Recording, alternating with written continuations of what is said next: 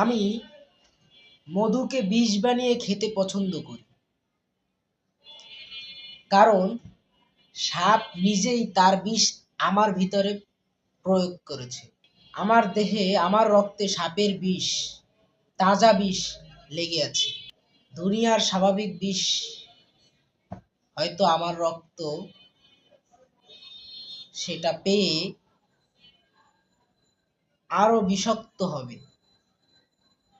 যাতে করে আমি আমার উপরে আসা বিষের প্রয়োগ আমার বিষ থেকে কাটিয়ে দিতে পারবো। কিন্তু একটা ব্যাপার, আমি যদি কারো উপর আমার বিষ প্রয়োগ করি, তার কাছে আমার বিষের কবল থেকে বাঁচা অসম্ভব হয়ে পড়বে। সো আমি বিষ ভয় পাই না, বিষ আমাকে ভয় পায়।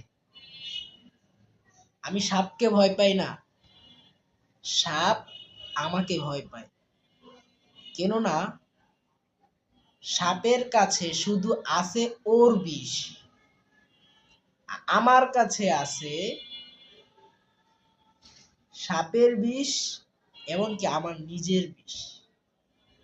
যে বিষ দুইটো সংমিশ্রণ হয়ে এক বিকট বিষের রূপ ধারণ করেছে, যা সাধারণ কোনো মানুষের উপর যদি প্রয়োগ করা হয়,